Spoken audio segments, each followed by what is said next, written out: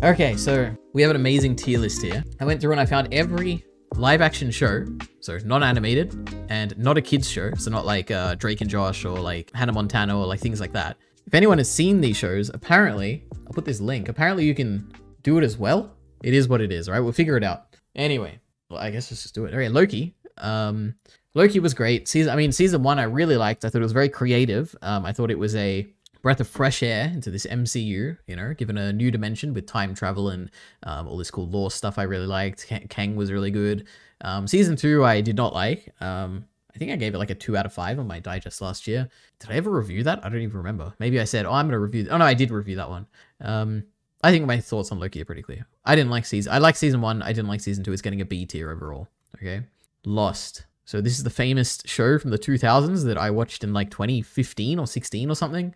I don't know why I watched it. I think I just saw it on Netflix and I'm like, oh, this looks cool. I've always wanted to watch this.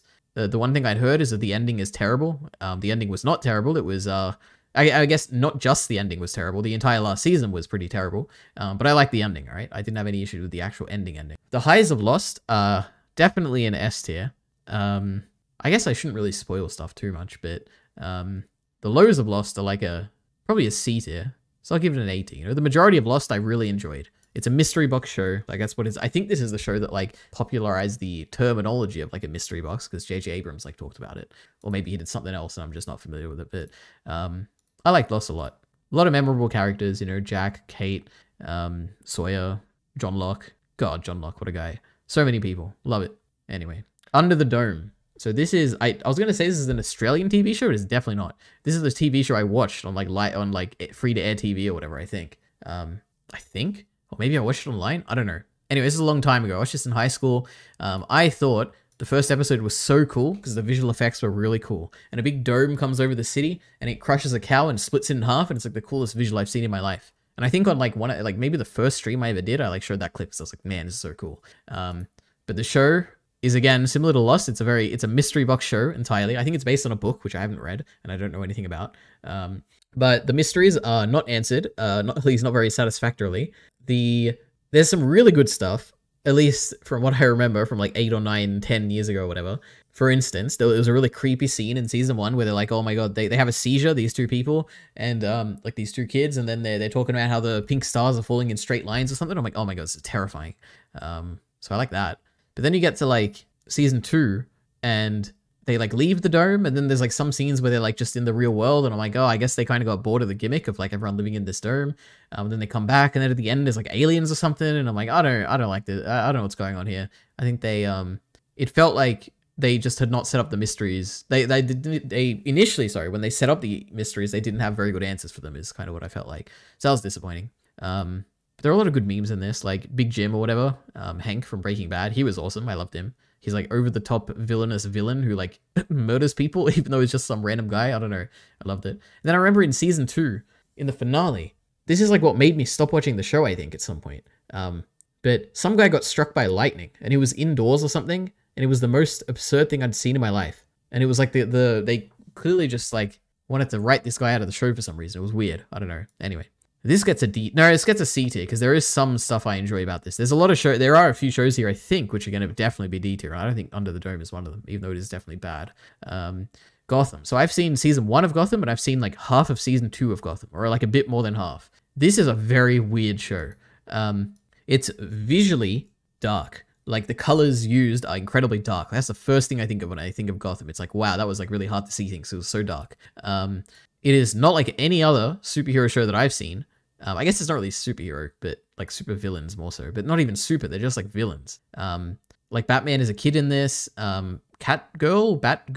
I don't know what she is. There's some girl who's like a famous character in Batman or whatever. She's in this, and she's like a girl as well. So it's like young characters basically at this point. The Joker's in this, who end up being Cal Kestis in that what was a game called Fallen Jedi or whatever, Jedi Fallen Order. Yeah, I don't know. It's weird. I wasn't a fan of it. I guess I had a period in my life where I was basically binging a bunch of like superhero shows, like The Flash, like Arrow, Gotham was one of them. Basically all these shows were like airing at the same time and I was watching them. And I remember enjoying them so much, but there would be points where, because I was binging them, they all came out at the same time basically. Like I'm sorry, they didn't all come out at the same time. I watched all the season basically in one go, I think, for Gotham. And I remember just like, I think I only liked it because I was binging it. And there were like entire episodes where I was like bored, but I was like, at least I'm mildly interested in the overarching plot. Let me keep going. Like, that's how I would describe Gotham, I guess. Like, I don't think anything sticks out to me. I don't think I remember anything specifically from Gotham. I just remember thinking it was dark, it was weird, but I kind of appreciated that it was different from everything else. So I'd probably give it a C tier, like Under the Dome. Anyway, I should probably read like chat while I'm doing this. Heath voted excellent. I can't wait to see these results at the end if that's how that works. All the villains existing 2 decades before Batman has to make it trash by default. Yeah, I don't know anything about Batman lore. It was. I guess I do appreciate like how like it's not novel because obviously things have done this before. How brave it is to say you're gonna make a Batman show and make Batman a kid and he's not even Batman. Like, it's kind of I respect that, all right? Because like you're airing the show at the height of like the superhero comics of like the Arrow and Flash and Legends of Tomorrow, like all these characters are coming on screen, and you're like, you know what? We're not even gonna put Batman in it. We're just gonna have him as a kid. It's kind of I respect that. Like this feels like it was this had a creative vision behind it. At least that's how I feel. It doesn't feel like the Arrowverse, which feels like it's a very manufactured kind of like there's clearly like an overarching person who's trying to make these all feel cohesive and safe and like tell a grander story or whatever. Gotham just felt like, oh, we got this like guy who's the showrunner of this and we're gonna make a show that we like. So I don't know. Anyway, Moon Knight. These are completely out of order, all these MCU shows. I remember thinking Moon Knight was okay when I watched it. I was like, okay, there's some good things in this. And it is completely forgettable. I hardly remember anything from this show. And I binged it all in one go, so maybe that is also why. Like, I guess we'll see at the end of this. Is there a difference between shows I binged and watched week to week? I don't know. Yeah, it's just so forgettable. Like, and even the climax was like really weird. They went to this other dimension. Oh, the MCU shows have this weird formula where the second last episode for some reason will be different from all the other ones. Like, they'll do something special in the second last episode. And for this one, they went to they were like trying to, I don't know if it was they're trying to trick you or not, or if it's just like, they knew that they're not going to trick you, whatever. You go to some mental institution. It's like, is he crazy? Is he not crazy? And then they're in this like desert place. And I'm like, it just felt, I don't know. I didn't like it, but I can't really, it just felt boring and forgettable. That's really what I'd say about Moon Knight. But there were some good scenes, you know? I remember liking the backstory bit where it's like he didn't have a brother or whatever, you know? I don't know. I guess I am kind of spoiling these things. So I guess be warned. If you see me start a show and you're like, I don't want to get spoiled, then you should probably just like pause and then skip like 30 seconds or something. I don't know. Anyway. Moon Knight repeating the conflict of Winter Soldier is so trash. The whole thing of punishing people before they commit a crime. Jesus Christ. I don't even remember that. There was something, right? He had a deal with the big bird guy, and then he would make him do things and he'd forget. But that was because of the mental, the dissociative identity, whatever, which is also, I'm pretty sure, like, at least I think at best, it's like a contested thing, and at worst, or like at most likely case, it's not even real or something. And the show is like trying to frame it as like a real thing. I don't know. Weird. There's weird stuff going on in the show. Anyway. Anyway, next up. Cosmos. So this is that Neil deGrasse Tyson show, which is about space and science and physics or whatever. I guess space, because it says Cosmos. Now, this is another thing where I watched it so long ago, but I do remember liking this a lot. However, I truly don't think it was... I remember when this came out, it was like one of the top 10 TV shows on all time on IMDb, and I thought, wow, this is going to be really good. And I remember just thinking, this is really good. Not like something special, not like it's definitely not S tier. The main thing I remember from... there were 2 things I remember from this. One was I don't remember what they're called, but they're like these little bears that live in... They're like microscopic little bear things that live in water or whatever, and they can survive in space, and I thought that was really cool. All right, I remember that. The other thing I remember is that they had some animations in some episodes, I think. And just thinking back on it, it's kind of interesting because I've seen, for instance, there's a Veritasium is a channel that makes science videos on YouTube, and he does animation stuff now for some of his like historical storytelling of science related things. And it's interesting to think about how what this show accomplished back, 10, 15 years ago, whatever, people are doing stuff like that now on YouTube channels. So it's kind of cool to see how far like the science education or science entertainment / education has come in like 10 years, so that like small productions can achieve similar things to what Cosmos achieved. So it's kind of cool. But yeah, beyond the bear thing, I don't remember any specific things I learned from this, but I do remember enjoying it. So I'll put it in B tier for now. Yeah.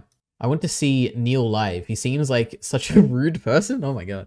I know a lot of people hate him, well, okay, yes, a lot of people hate him. I think a lot of people just think he's obnoxious. I think like he talks too much, or he thinks he's like not that he thinks he's smarter than everyone, but he thinks he always has something to say. Is I think what I've seen people say. And the classic example is like when he's talking to Joe Rogan, and then Joe Rogan can't say anything, and it's just like Neil deGrasse Tyson always like butting in and like saying things, and Joe can't even say a word or whatever. I don't know. He's never bothered me. I always find him interesting. He seems like just some old guy who is passionate about the things he knows and tells people. So I don't know. I guess a lot of people also hate him for his Twitter takes or whatever, where he's like a I am very smart kind of person, like that subreddit. I don't know. I don't have an issue with him, right? Maybe it's because I watched this show and I was like, oh, he's really cool. Anyway. Oh, now we have Fear the Walking Dead, which is completely out of order from The Walking Dead. So this show, all right, this was advertised as the great prequel to the apocalypse, the zombie apocalypse of The Walking Dead. And I was incredibly excited because, number one, I like The Walking Dead. We'll get to that when I get to it. But second to that, I always have wanted to see the outbreak of a zombie apocalypse. And thank God, 10 years later or whatever, we got The Last of Us, and that finally has the outbreak done well. Fear the Walking Dead, I thought the whole show was going to be about like the opening few months or weeks or months or whatever of the apocalypse. And it was like, I think it was like the first 2 episodes or maybe the first episode or whatever. It's basically just like The Walking Dead. Like the outbreak has happened, everyone already knows what's going on, and it's like, damn. So the really early stuff in like episode 1, I really enjoyed, where it's like people don't know what's happening. They're hearing rumors, like they're seeing like some guy get shot on the road and he gets back up, and it's like everyone is watching on their phone and stuff in class, and no one really knows what's happening. And then they have like this thing where they frame it as like people think that the police are out there in riot gear, and people think it's like a protest going on, but what it is like the zombies are actually the people, not protesters. And that was really cool. There's like a lot of really cool horror visuals, I guess, in the first episode or 2. But truly, it turns into The Walking Dead, but like with other characters, and I didn't like that. But of the one season I have seen, it wasn't terrible. Like those first few episodes would definitely be A tier, but after that, I think it's like D tier. So I'll probably put it in C tier. It's bad, but it's not like terrible. Okay, now we have House of the Dragon. So again, out of order from Game of Thrones.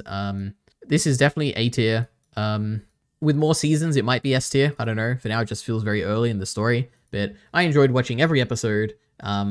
It's pretty much like, in terms of story and visuals and directing and even visual effects and like music and all that, I think it's all really great.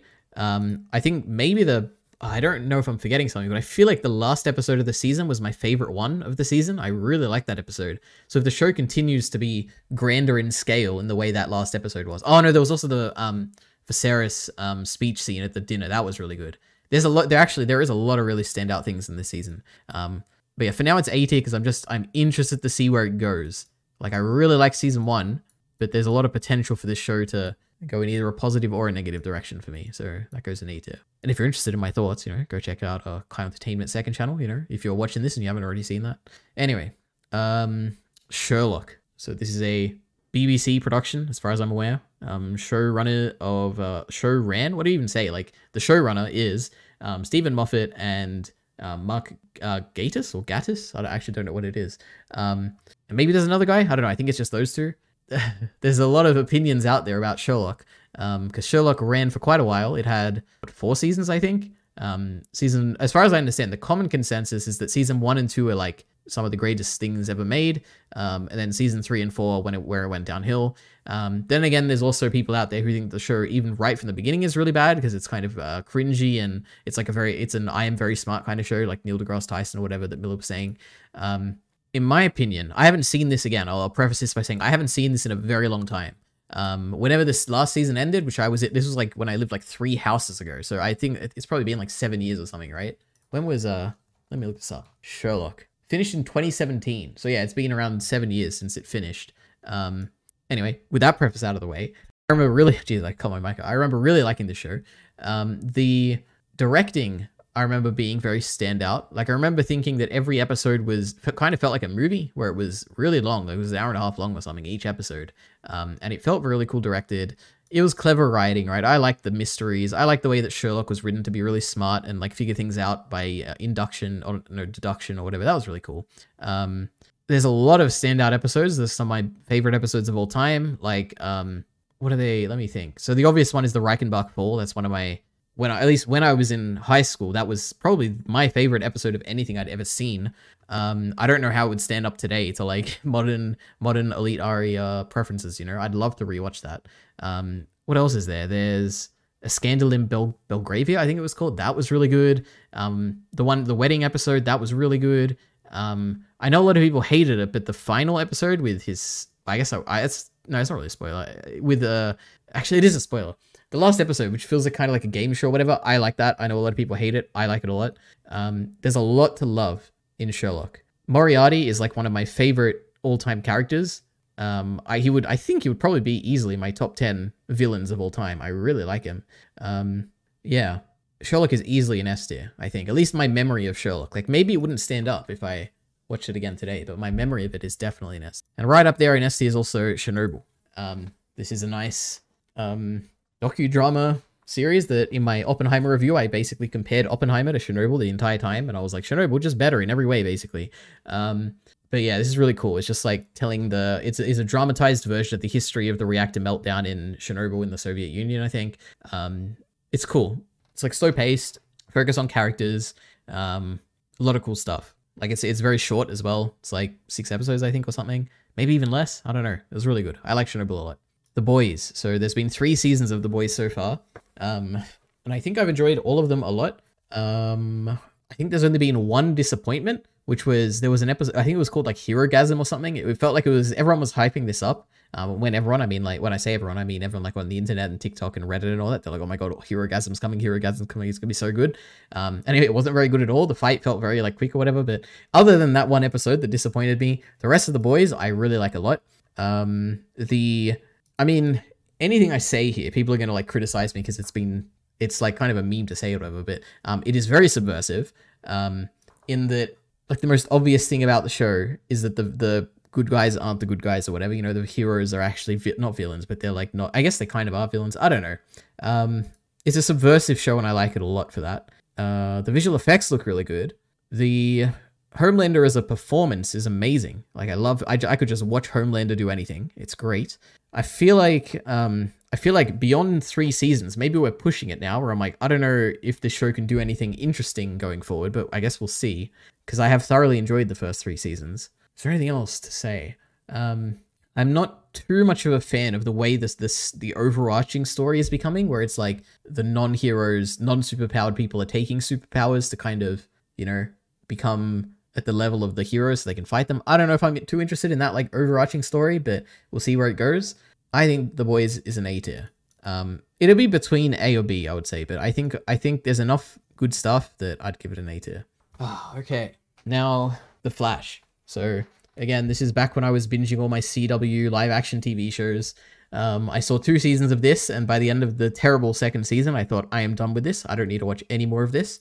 I remember loving season 1 because I apparently, based on these ratings, I love mystery shows, right? We got Lost, we got, we have the first 3 episodes of Fear the Walking Dead. I guess it's not really a mystery, I don't know. Under the Dome, I love the early stuff for that, but then it gets trashed, but whatever. I love mystery stuff.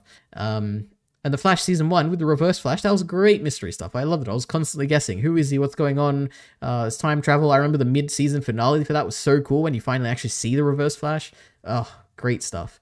I remember the visual effects also felt really high quality at the time. But now looking back on it, like the clips I've seen, but I guess in fairness, the only clips I've seen have been beyond what I actually saw. So like season 3 onwards, the VFX look terrible. So I don't know if maybe season 1 and 2 just like looked especially good, and then it got worse, or maybe it just was always that bad and I just didn't notice.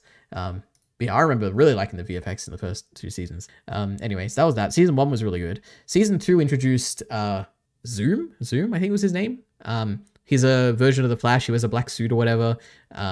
The reveal of who he was, which I won't say, you know, is any crazy fans out there. That was kind of a disappointing reveal. It was okay, you know. I like the actual episode where we get to see who he is and we get the backstory of it.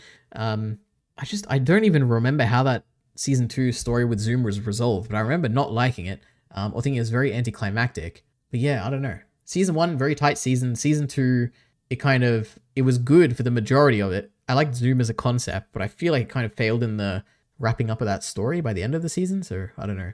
I'd give The Flash a B tier. All right. Okay. Every Flash season I watched got worse. I mean, true, that's the same for me, I guess, because season 1 was the best and season 2 was a little worse, all right? I watched up to 4. It's very brave of you, Miller. It is also funny to think about how all these CW shows have like 20 episodes or whatever, 24 episodes in a season. So I've seen a lot of The Flash. I've seen like almost 50 episodes, I think, or something like that. Some ridiculous number. Yeah, anyway. All right, next one is another superhero. I guess it became a superhero show. It wasn't initially, but Agents of S.H.I.E.L.D. So I have actually only seen seasons 1 to 6. I have not seen the final season. I'm saving this for the great day where where I'm like, I have nothing else I want to watch. I really, like, I will sit down and I'll just binge the entire season of Agents of S.H.I.E.L.D. I'm looking forward to that day, but I haven't seen the last season yet. Anyway, this is a great show, all right? I was a hater initially, all right? My friend told me, oh my god, you should watch Agents of S.H.I.E.L.D., it's good. And I watched the first few episodes. I got to like the halfway point in the season. I'm like, man, this is really bad. I don't know why you want me to watch this. What is this? Oh no, it's just bacon, man. Yeah, so I was like, this is really bad. I don't want to watch this. But then he's like, just stick through it. And I stuck through it. There was a big plot twist with the Winter Soldier stuff. And I was like, okay, this is mildly interesting. I remember basically not liking the show until the finale of season 1 where Nick Fury shows up and you got some cool stuff there and it was really funny and cool and whatever. And I was like, okay, I like that finale. But then basically after that, the show kind of pivots to become a superhero show because you get Inhumans who have like, they're basically like X-Men, right? Like they got like unique abilities or whatever. And I thought that was really cool. All right. I like that. Generally, like thinking back, I like it. And then from then onwards, like it got really good. Every season basically had a theme, I think. It had like a overarching story that was interesting. I think in like season 4 or 5 or whatever, I think it was season 4, they had like a few like mini arcs throughout the story. I remember those being really fun. Like there was one, I mean, like the highlight of the show to me, from what I remember, was the season where they're in a simulation, basically. That was really cool. Like, yeah, with the life model decoys and all that, there's a lot of really good stuff in S.H.I.E.L.D. I love Agents of S.H.I.E.L.D. The only disadvantage is that first season, which I did not like. Is there anything else? No, yeah, I don't know. I really like S.H.I.E.L.D. Is it an S tier? No, I think it's I don't think it's an S tier. I think it's an A tier because there's a lot of really good shows in this list that S.H.I.E.L.D. is definitely not as good as those shows. But anyway, Agents of S.H.I.E.L.D. S tier. Now we have She-Hulk. So technically, I've actually only seen all of every episode of She-Hulk except for the finale. I stopped watching She-Hulk because I did not like it. This is D tier. Because it's a comedy show, and I generally don't like comedy shows. I'm pretty sure I don't like comedy shows. And when I say that, I mean like whenever I think of it, I'm like I don't like comedy shows, but maybe there are some shows here which are comedy, and I really like it, like Rick and Morty or whatever. But anyway, yeah, this was like it was just not for me. I just did not like the comedy, and it's not the comedy itself isn't like good comedy for me. Like the prime example of why I don't like She-Hulk is when Wong, is that his name? Wong? Wait, the Sorcerer Supreme, Wong MCU. Yeah, when Wong shows up, and it's like a moment where I feel like we're meant to clap or something, and I'm like, what? I don't care about Wong. I don't know. And it was like, he was meant to be comedic and stuff. I don't know. I basically didn't like the comedy in the show. Anyway, She-Hulk was fun. I enjoyed all the characters, but a lot of the episodes and the season itself felt like they had no resolution. Yeah, that's fair. I did not see the resolution. So I don't know. Actually, I didn't see any episodes with Daredevil. So maybe there was more episodes I didn't see. Or was he only in the finale? I don't know. Anyway, yeah. Not my type of comedy, all right? That's my disappointment. Next up, we have Squid Game. So this was I'm sure you've heard of it. It's a famous TV show on Netflix. I'm sure you've probably seen it. This was really cool. It was engaging, you know, every episode I was like, I want to watch the next one. Maybe I binged this in one day. I don't remember, maybe not. What can I say about this that you don't already know? The challenges were fun. I feel like it's become so famous at this point that like everyone is already familiar with all the challenges. So like it's become like a part of popular culture, I guess. I don't know. Like I love Squid Game. It was great. It's an A-tier show, definitely. I'm excited for season 2, but also I feel like I don't know how they could make it as good as season 1, but I guess we'll see. Maybe they will. I'm excited. And God, do I love how Netflix just releases everything all at once so I can just binge it. So I'm so excited when that comes out. Jessica Jones. So this is one of the Netflix superhero shows, you know, Daredevil, Jessica Jones, Luke Cage, Defenders, etc., etc. This has 3 seasons, I think. Let me look at that. I don't even remember what season 2 was. I think I remember 1 and 3. Let me have a look. Jessica Jones. Yeah, it's 3 seasons. Season 1 is I love that. I loved season 1. Now, maybe I need to rewatch it and it wasn't as good as I remember, but to me, like season 1 felt like an S tier show. I really like David Tennant. I don't know what his name was, like the Purple Man or something. I love the power. I love the use of it. I love the story stuff. I liked the way the show looked. Really good, season 1. Then there's season 2 and 3, and it feels like a bit weird. Like, I don't really remember. It had more to do with her family and her friend Trish, I think Trish or something like that. It got weird, but I remember everyone really hating it and me not hating it as much as everyone else. Like, I remember thinking it was still really good. So probably I'd give it like an S tier for the first season and then maybe like an A or a B for the next ones. I don't know. I guess the most famous thing from this show, or the thing I still quote all the time, is the Cray Cray song or whatever. Like, her friend is like a famous singer and she was famous for this one song. It's like, hey, hey, I want your cray cray. Give me your cray cray. You know, I always, that, like, maybe like once a month, I will like sing that song for some reason. So the show lasted with me somehow. So yeah. But S and A and B, let me think. What do I think overall? I think it's an A still. I did still enjoy the last 2 seasons, even if they're not as good as season 1. Like, I enjoyed it quite a lot still. Like, if a season 4 was to come out now, I would still be very excited for it. Like, I feel like the show it didn't get to the point where, like, what's an example of a show? There was some show I talked about. Maybe it's also in A tier. I don't know. Where it got to the, like, there's other shows where it's like, you feel like the show has done everything it could possibly do. I guess maybe The Boys is kind of what I'm talking about. Maybe. Jessica Jones feels like it could probably go on a few more, you know. They could do some more stuff if they really wanted. They just need to be less melodramatic, take it less seriously, and I think you could do a good show still. Keep going. All right. Season 2 was so bad, I stopped after that. It was about her mother. Yeah, so I remember one season was about her mother and her family and all that, and it was like revealed that she also had powers or something. But then there was an entire other season. Oh, that's right, the PhD guy, the guy who had like 10 PhDs or whatever. Yeah, it was okay, right? There was some good stuff. But yeah, nothing got close to season 1. That's a show I would want to rewatch, like the first season at least, because I remember really enjoying that. It had a really cool opening sequence as well. At least I remember it having that. Maybe by this point it's been overdone so many times, like really cool opening sequences, that it's not as good anymore, but I remember loving it when I saw it the first time with the guitar and everything. All right. Oh, this is going to be a difficult one. The Umbrella Academy. So this is, I mean, it's a Netflix show. I guess it's kind of it's not really a superhero show. I'd say it's a comic book show or whatever, adapted for Netflix. It's about a family, like a very tight-knit, but also not very tight-knit, they've grown apart family, of people with superpowers. It's a very wacky show. It's a very, it has a distinct vibe to it, kind of a wacky vibe. It has a lot to do with time travel. There's a lot of really cool characters in this show. I've cried watching this show. I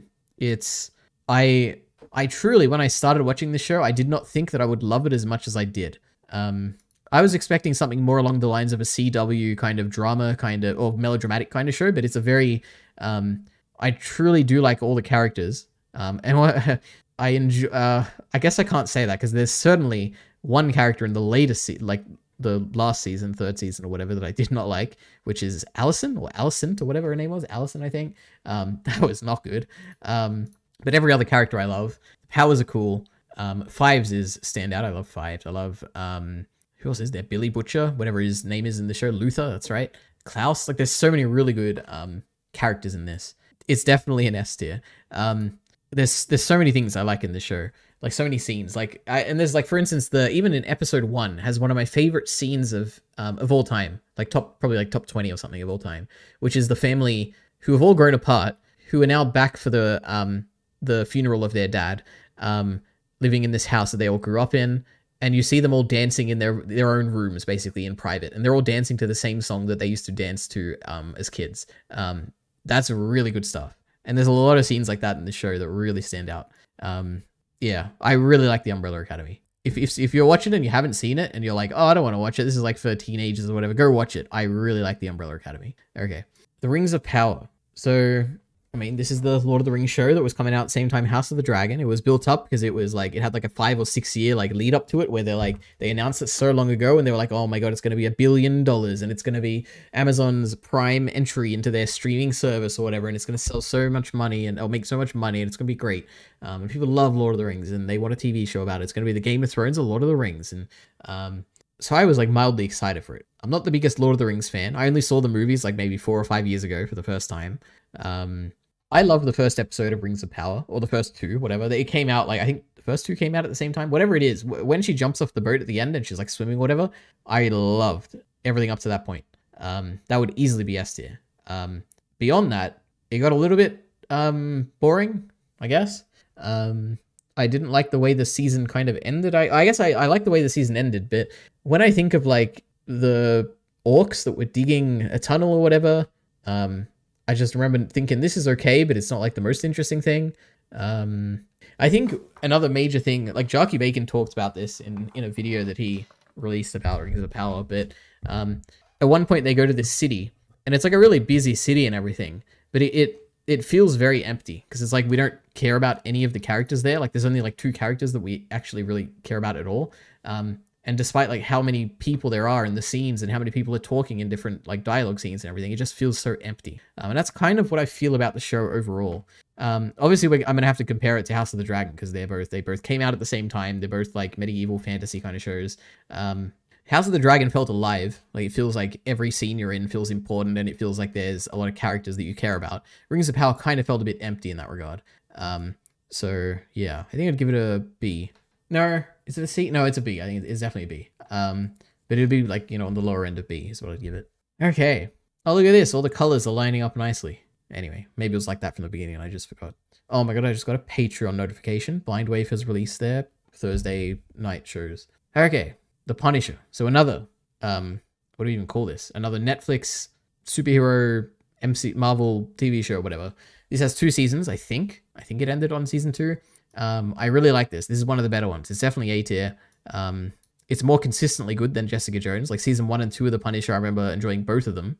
I don't particularly remember why I like it so much. I remember thinking it was very violent. It had cool action choreography. I like the performance of The Punisher. I don't remember, John Bernthal or something, I think is the actor's name. I really enjoyed that. I enjoyed, I think in season 2, he meets this younger girl and they're like paired together as like a duo where you got like the really tough exterior Punisher guy and the younger girl who he's kind of looking after, but also kind of antagonistic to.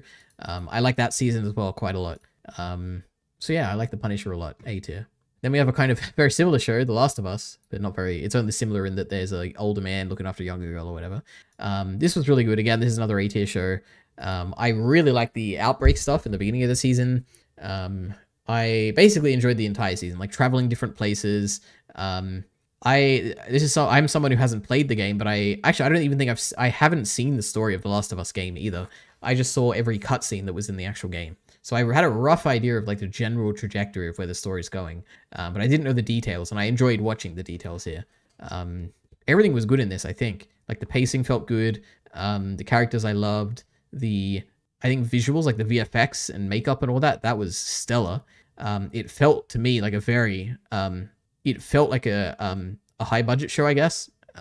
Whereas things like The Punisher and Jessica Jones, they kind of feel like low budget kind of things. This felt like a very high prestigious kind of show. Yeah, I like this a lot.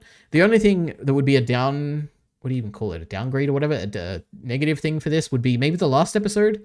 I remember, I mean, it's purely my fault because the only thing I really truly remembered from the cutscenes that I watched for The Last of Us were the scene where Ellie is drowning. And this whole season, I'm like, oh my god, I can't wait till we get to the scene where Ellie's drowning. That was so cool when I watched it. And then they didn't do it. And I'm like, damn, okay.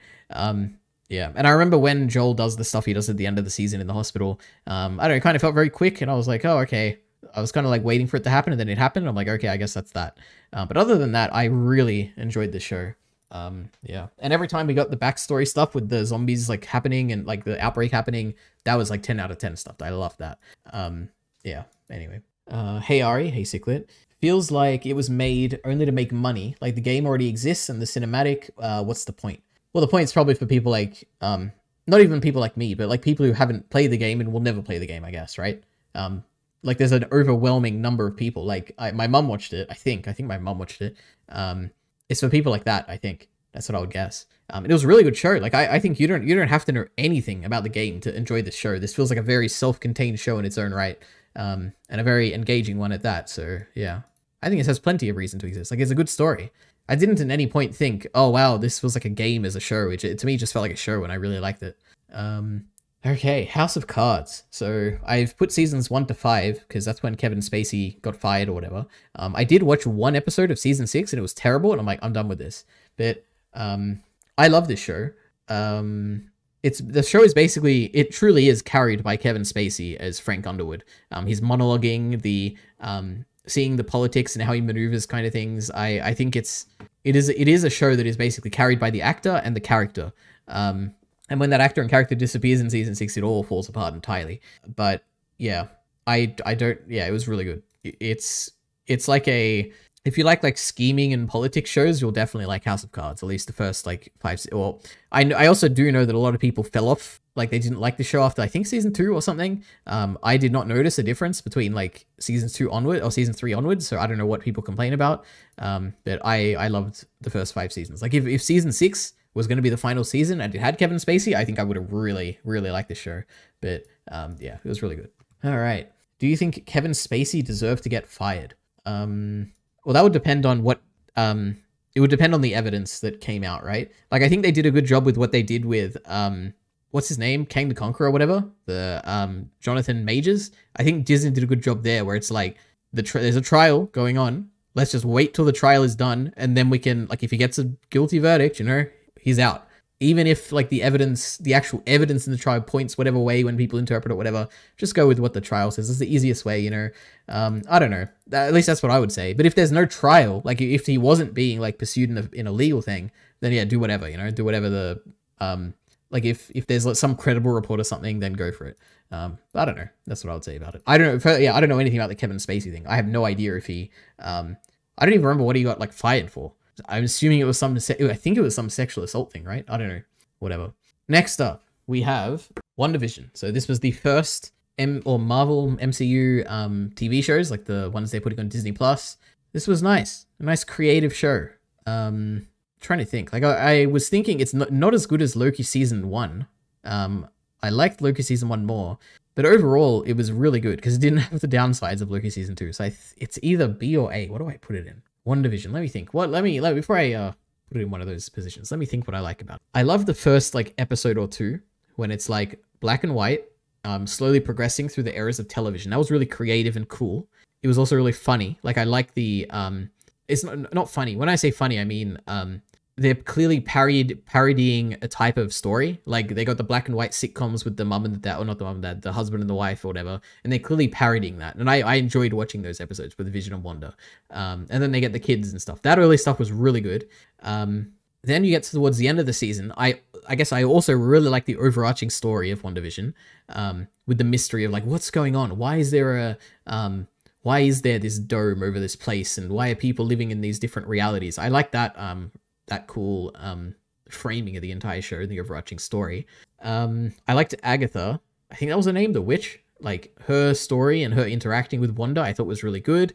The only thing I don't remember is how it ended. Like I think maybe there was a fight or something, and I think the fight was a bit disappointing. But overall, yeah. Now that I'm talking about it more and remembering it, it's definitely A. Yeah, I enjoyed it. I think it was more impressive because it was it was a TV show at the time. Like it was setting the standard for the MCU storytelling on like a TV scale. And I think it did a really good job. But there have been things after that have been better. Like for instance, Loki season 1. And I don't know if there's anything else, Miss Marvel, of course, but we'll get to that. Yeah. WandaVision was super engaging week to week, would probably be boring on a rewatch, but who cares? Yeah, that's probably true. But I also binged it, all right? I watched it all in one go, so that was great. Wanda fought Agatha, Vision for... Oh, yeah, Vision and White Vision, yeah. Yeah, I'm not too sold on the White Vision thing, I guess. That's now that I'm thinking of it, that was probably the drawback. But yeah, we'll see. I don't think they're getting a season 2, because a lot has happened with Wanda since then. Anyway. All right, now we have a show that perhaps... I feel like it's only Miller here. Maybe Heath is also here. But anyone watching this in the future, you've probably never heard of this. It's called Flash Forward, all right? Or maybe it's a bigger thing that I realized and everyone really knows it. But this was basically I don't know, it's like, is it ABC or something? Like some American thing? I don't know. As far as I understand, this was like you got the same showrunners as Lost, or you got like a few of the people involved in Lost, like the producers or whatever, and they're like, we want to make the next Lost. We want to make a mystery box show that lasts for many seasons and captures and raptures the whole world or whatever. And that's Flash Forward. The premise is that for, I think it's either 137 seconds or 1 minute and 37 seconds or something like that, the whole world blacks out except for one man that you see on TV, and the whole thing is like a mystery of like, how did that man survive? And when people are when people fall unconscious, they see the future basically, and everyone in the whole world who is unconscious, they all see the exact same day in the future. So the whole season is, I'm not going to spoil it because I do recommend watching this. The whole season is basically getting to that point of like, why did everyone see this vision? Are the visions going to come true? Why was there a person alive at that point, like awake at that point when everyone else is asleep? What's going on? So it's a really, really compelling mystery. Now, let me preface this again by saying I watched this in high school. So I was in grade like 11 or 12 or something. So I was like, what, 17 or something? So I truly cannot say if this is still a good show or not. But at the time, this was easily an A tier. I don't think I think this might be the most engaged I've ever been in a mystery show before, like ever in my life. However, the major drawback of the show is that it was cancelled after one season. So the mysteries will never be solved. Unless you read the book, because I think it was like based on a book or something. But I think the show was like very different to the book, so it's like you don't actually get a satisfaction by reading it or whatever. Or maybe they like wrote a book afterwards of like how the story wraps up or something like that. I don't know. But yeah, anyway, I love Flash Forward. It's a shame that we'll never get the answers to it. So anyway, next up we have The Defenders. So this is the crossover show of all the Netflix Marvel TV shows. So you had Daredevil, Jessica Jones, Luke Cage, and Iron Fist, and and Elektra, and maybe other people that I don't remember. They all come together, and they're like basically it's the Avengers of the Netflix universe, basically. And this I was incredibly excited for because firstly, I haven't seen Iron Fist and I haven't seen Luke Cage. However, I have seen Luke Cage in Jessica Jones, so the only character I really haven't seen is Iron Fist. So I was excited because we're getting, all these cool characters I like, which is Jessica Jones, Luke Cage, and Daredevil. It's just going to be the Avengers, and I love the Avengers. So I was really looking forward to this. Now, the problem with this show is that I feel like they don't all meet up until like episode 3 or something. And I think it was only like 4 or 5 episodes or some really short show like that. So the majority of this show was incredibly boring because I'm like, get all these characters together, hurry up. And then when they do get together, the fight, I remember they fought once and it was really lame. And I'm like, damn, what happened? This had so much potential. Yeah. However, it's not a D tier because there at least were some scenes I thought were really cool, which is like, for instance, the first time that Iron Fist punches Luke Cage, and it's kind of like this like immovable object meets this like unstoppable force or whatever, and I thought that was really cool. Elektra, oh god, is there any good? I think the actress is really hot. Okay, that's I'm trying to think. Is there any other reason I like Elektra? I don't know. Elektra good, but maybe not for the show reasons. I don't know. So yeah, anyway, it's a C tier, right? I wish it got to the Avengers stuff earlier. Okay, next up, we have Westworld. So this is an AI show, all right? So I love AI. There's multiple seasons of this. I don't even know if the show is done yet. Maybe it wrapped up in season 4 or 5 or whatever, but I don't know. I watched the first 2 seasons, and I watched the first season as it aired week to week, and then the second season I binged many years after it had aired, so you can probably tell where this is going. So just to say it, I like season 1 a lot. Season 2, I did not like as much, but it was okay. There were some episodes. I remember there was this, I think it was a Native American guy, and there was a whole story with him, and he went to like Japan or something, and I thought that was cool. Like it was like that was the highlight of season 2, but the majority of season 2 I thought was kind of a bit boring because season 1 was another great mystery box where it's like, what's going on here? Why are these AIs like coming to life and doing things that we're not expecting? And that was all really interesting. I like the way it wrapped up with do I even remember how it wrapped up? Basically, all these humans come to this place and then they all die, and that was really cool. That was like the wrap up of season 1, but I like that. Anthony Hopkins was great, like his performance in it. What else? Dolores, I loved her a lot. What was there that there was something I was about to say. The opening is really cool. I love the music and the visuals for the Westworld opening. Season 1 at least. I don't know. I don't remember the season 2 one. There's definitely something else I was just about to say about Westworld that really stands out. I don't know. Whatever it is, it's a B tier. Season 1 is probably A, season 2 is probably B or C, so I'll put it in B tier for now. But yeah, I'm trying to think. There was something I wanted to say. Performances, there were characters in it. AI element was okay. Like the AI element was interesting, at least mildly. Tessa Thompson's in it. Yeah, I don't know. Overall, B. All right, well, Westworld got cancelled. Okay, that's pretty funny. I do know that Aaron Paul gets in the show at some point, like season 3 or 4 or something. So I don't know. I was mildly interested because he was in it. Anyway, season 2 got way too convoluted. Yeah, that's what I remember, and purposely confusing. That is what I remember. But I do remember the Native American guy going to Japan and being like, "This is cool." He's in like feudal Japan or something. This is awesome. Now we have Scorpion. So this has a few seasons, but I only watched season 1. I have no idea why I watched this. Okay, I cannot tell you for the life of me. This is a show where there's a bunch of really high IQ people. And I don't mean that in like a joking way. I mean, that's the premise of the show. These people have high IQs and they're proud of it. And they're basically a team of people who the FBI or something like tells them to go solve mysteries or like do things, basically. I don't know. It's like they're basically a consulting group of high IQ people. And I cannot tell you, okay, basically I'm going to rate the show based on the vibe in my mind. Because I hardly remember anything, but I remember this being terrible, like dialogue bad. I remember story, like the actual writing of like episodes, like the, not the writing episodes, the overarching like story being bad. I remember the mysteries being solved very poorly. However, and it was also cringy because it's like these high IQ, I am very smart people. I remember there was bad science in this as well. There's a lot of those tropey things where it's like the smart guy says something really easy to understand, but then all the people are like, oh, could you say that in plain English or whatever? Like that kind of stuff. By all markers, this is a terrible show. However, it is so bad that it kind of becomes a parody of itself in that it becomes kind of good. So I would probably put this in C tier because there was a lot to enjoy about how terrible it was. Like, it's not boring. It was kind of fun because of how terrible it was, is what I would say. So, yeah. And yeah, I only watched season 1, so who knows? Maybe it gets really good after that. Now we have Doctor Who.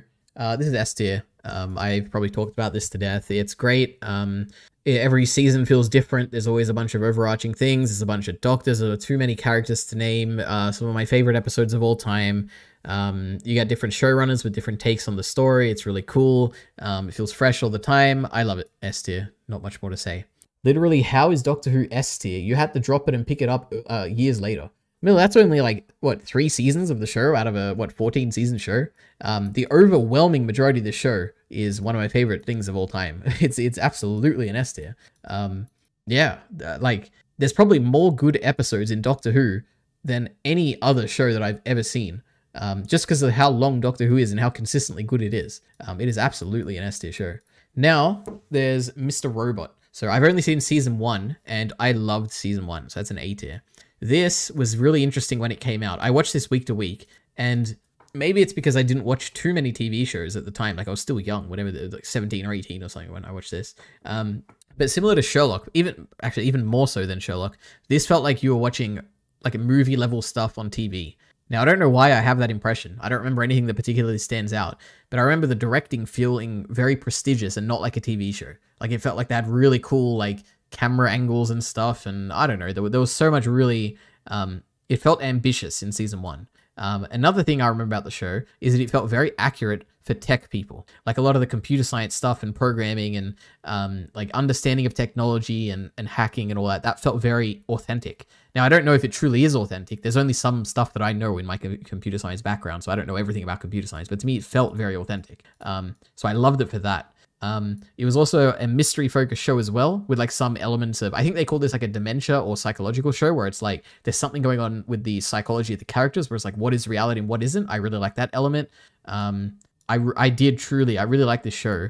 The only reason I think I stopped is that I just like got busy, where I think I've seen like 1 or 2 episodes from the next season, but it had been a while since I watched season 1, and it is like a very, very, you need to pay attention to the details kind of show. So by the time I got to season 2, I was like, oh, do I remember season 1 well enough? And I kind of stopped watching, but I have every intention to rewatch this show.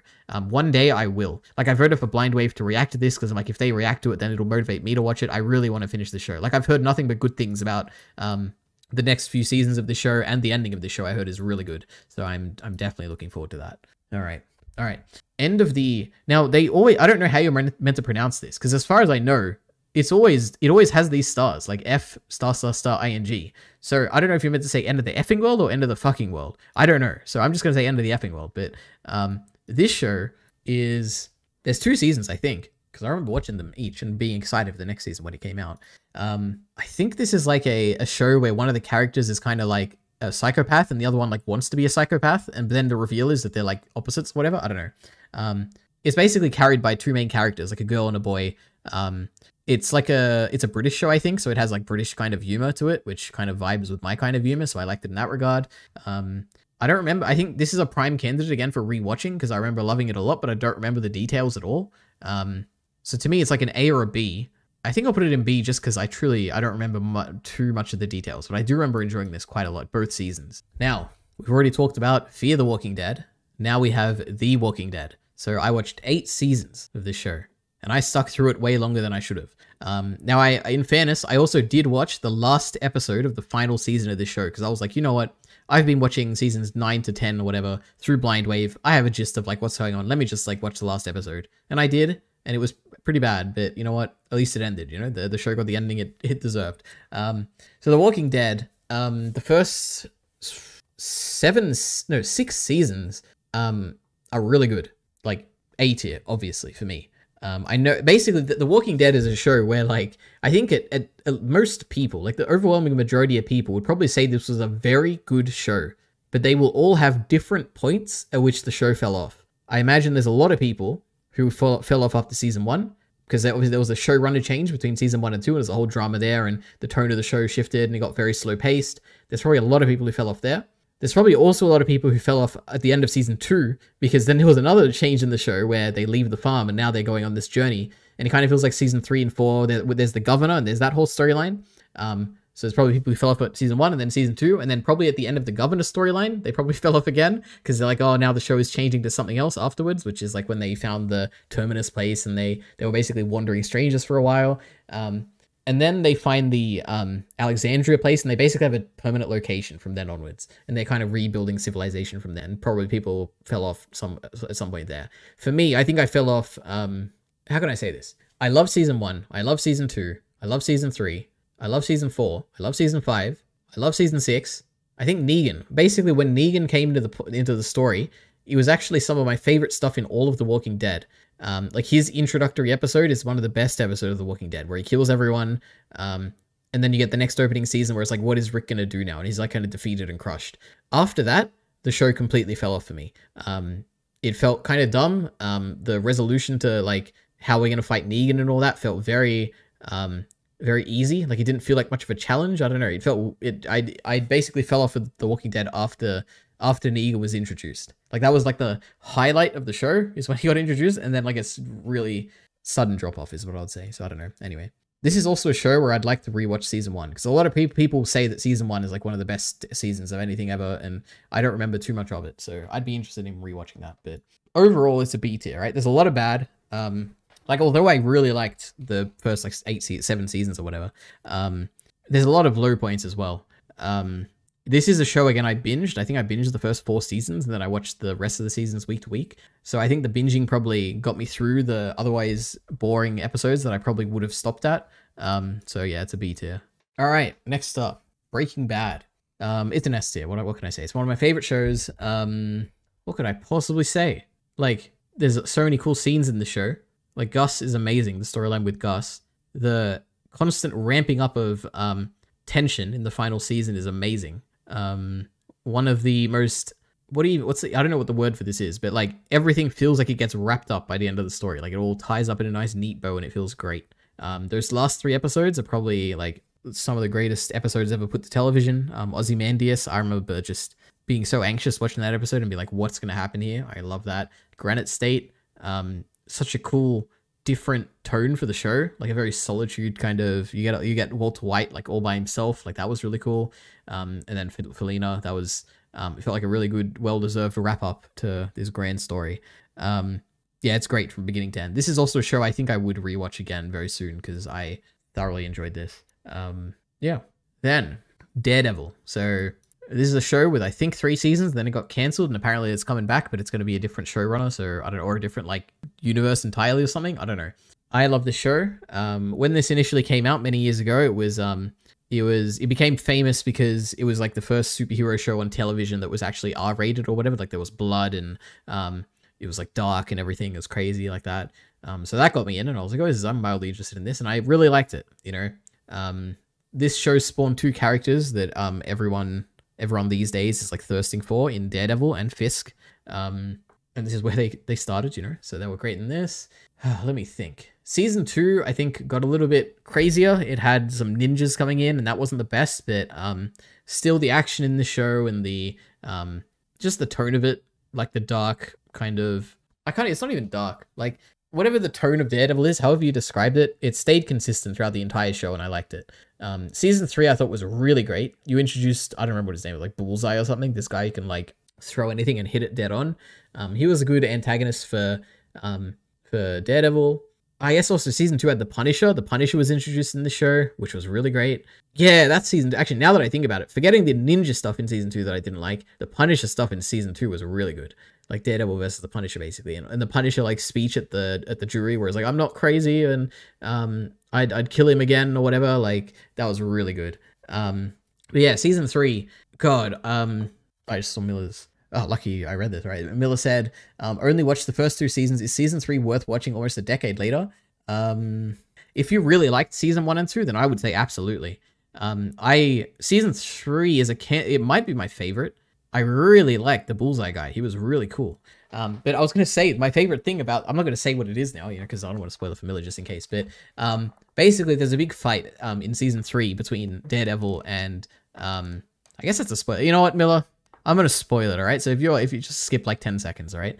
Well, maybe this will motivate you to watch. It probably won't. But, all right, basically, at the end of season 3, Daredevil fights Fisk for the last time, because obviously the show got cancelled. I really, really love the performance of when he is punching Fisk at the end, and Fisk is basically on his knees, and he's saying that, I don't know what it is. He basically is screaming, and he's like, this city rejected you, or this city beat you. And then he's like, I beat you. And he's like screaming, and it feels very climactic. And the performance there was really good. Like when I think of Daredevil, that scene is basically what I think of these days. Just because the performance of like how much that Matt has kind of suffered by this point, like how much blood he's kind of spilled for this is because of damn Fisk. And he's like yelling, he's yelling in his face at that point about how he beat him. That was good stuff. Anyway, yeah, Daredevil is either A or S. It's been too long since I've seen it. I wouldn't feel comfortable putting it in S tier. But I remember enjoying it a lot. It'll be up there with Jessica Jones season 1, I think. Like, I really like Daredevil. And it really did end on a high, which is kind of interesting. Kind of good for it, I guess, in a way. Like, there was the only thing I didn't really like with the ninja stuff, but now that I remember season 2 with all the Punisher stuff, it absolutely was really good. Anyway, next up, Broadchuch. So this is what was his name? Chris Chibnall or whatever? Basically, the terrible seasons of Doctor Who that I stopped watching with Jodie Whittaker, the showrunner for that seasons of Doctor Who, wrote one of the greatest shows that I've ever seen in my life, Broadchurch, which is about, this is again another mystery show, a murder mystery, where the first episode opens with this kid dying basically, and the whole first season is about figuring out how did this kid die, like who killed him. And it's a character dive into all of these different characters in this very small town, and it's kind of like, you don't know who killed him, and it's kind of like every character kind of gets framed as though they were the one who killed it, and it's kind of like you get a deep dive into who these characters are, and you're kind of trying to figure out who it was, and you kind of get the reveal at the end. Now I don't want to spoil it for anyone who hasn't seen it, because I absolutely recommend Broadchurch. Now the interesting thing, it's kind of a spoiler, so if you want to know nothing about it, then probably skip after this. But season 2 of this show is the trial for the murderer. So you find out who the murderer is in season 1. It's not much of a spoiler because it's like, obviously we're going to get this resolution to the mystery, but you get the trial for the murderer, and that's season 2. And it's a very different tone than season 1, but I still liked it a lot. I know that in the fandom, there's like a big division. Like, I don't think people think season 2 is as good as season 1. I think it's very close. Like, I still really enjoyed season 2 purely because it is a very deep character dive. Like, it's still all about this show is basically just all about characters. That's all it is. I guess I also haven't mentioned the 2 leads of the show are amazing. You have David Tennant, which obviously is David Tennant. You know, he's great in everything he's ever been in. And what's her name? Olivia Colman? Is that her name? Wait, let's check. Olivia Colman. Yeah, Olivia Colman, who I think she's like the actual main character of the show. She's really good in this. And I'm sure she's been in other things. I think she's like Queen Elizabeth in The Crown or something. I haven't seen that. But yeah, she's great. They're both great. The show is basically carried by all the characters in the show. They're also great. And the season 2, I'm not going to say what happens, but it has a bit of subversion in it as well. So I thought that was really cool. Broadchurch is really good. Now the question is, S tier or A tier? I think it's one of those cases where season 1 again is an S tier. Season 2 is probably an A tier. So I'd probably give it an A tier, but like very high A tier. Broadchurch was really, really good. All right, we got Mandalorian. What was I saying? Oh my god, I love the Mandalorian. It's great. Season 1 is S tier. Season 2 is also S tier, and then season 3 is like a B or a C or something. But if you want to know, go look at my digest. I talked about season 3 a lot. I don't like anything about the Mandalorians in season 3, but anyway, season 1 was really great. It was the first time Star Wars was on TV, like live action Star Wars, and it felt really cool. It was like, oh my god, I can't believe they're putting this like production value into such a show. You know, it was probably the highest quality VFX and everything that I'd seen in a show up to that point. Now obviously since then it's been eclipsed by a million things, but back then it was really great. Like when I think of The Mandalorian, the thing I think of is, or at least when I think of the spirit of The Mandalorian, what I think of is I think second or third, or maybe the first or second episode of season 1, where it's like the Mandalorian is climbing a, what do you even call it? A sandcrawler, a Jawa sandcrawler. And it's like one of those things where it's like you've always imagined, like, or at least I'd always imagined like these things that you'd see on Tatooine, where it's like, what do the Jawas do like in their spare time? Like, how do they interact with people? Stuff like that. And we just got to see it. It's like a nice self-contained kind of action piece where he's climbing a sandcrawler. And I'm like, man, that's so cool. In season 1 and a little bit of season 2 had stuff like that. Most of season 1 though had like really small scale kind of cool stuff like that. Yeah, season 2 I really liked for the God, there's so much. Like obviously you had Ahsoka in that. The Ahsoka episode was really cool, even if she didn't really like. Actually, I was gonna say, even though she didn't really look like Ahsoka, I guess she did look like her. I think it's just the what do you even call it? The hair was like too short or whatever. But other than that, it was really good, really cool episode. It has one of my favorite Star Wars fights of all time, which is at the end with the Magistrate, where she's like fighting with the white lightsaber and the Beskar spear. That was so cool. And even just the color grading of that whole episode was so cool. And obviously the season ends like it's a big Grogu and Mandalorian moment where they're like crying about it or whatever. That was really cool. Then season 3 is a bit downhill, but I like those. I love those first 2 seasons of The Mandalorian, season 1 and 2. But season 3 is bad enough that it might be a B tier. I think for now it will be an A tier. If we get another season of this show, I will probably move down quite a bit. But for now, I think it's still, the majority of the show is really good. Even in season 3, there were some really good episodes. I just was not a fan of the actual Mandalorian storyline in season 3, but I'll put it in 8. All right, thoughts on Mando movie instead of season 4. I think I'm done with the Mandalorian show, like I just hinted at, I guess. I don't think we need any more seasons. I think it's done. Like or if they did a season 4, they should just do like standalone episodes, like the one on that Doctor Who planet or whatever, the Clone Wars planet, with Jack Black or whatever. That was really cool. They should do stuff like that. But if they're doing a movie instead, I'm like, okay, it's been a while since I've seen a Star Wars movie. I guess I'm game for anything at this point. So I don't know. It can't be worse than doing a season 4, so I'm mildly interested in a movie at least. Thoughts on This Is England? That's actually a movie ciclet, right? I haven't seen it yet. This is all live action TV shows. Anyway, so that's The Mandalorian. Now we have Fargo season 1. So this is a show where it's an anthology series where every season, as far as I understand, every season is a different story, and I've only seen the first season. However, I have heard that all the other seasons are also really good. But yeah, season 1 is about Lester. I can't believe after all these, like, it's probably been a decade or so since I've seen the show. I can't believe I remembered his name. But Lester, I'm pretty sure it's Lester, kills his wife with a hammer in one of the most disturbing, like, out of nowhere scenes. I couldn't believe I just watched it. And the show, the whole season is basically about, like, what does he do to kind of cover up that he did that? And he gets associated with this other guy who's like an assassin kind of guy. And it was just a fun, not fun. I guess it is fun, but like it's not a fun vibe of a show. It was just fun to watch.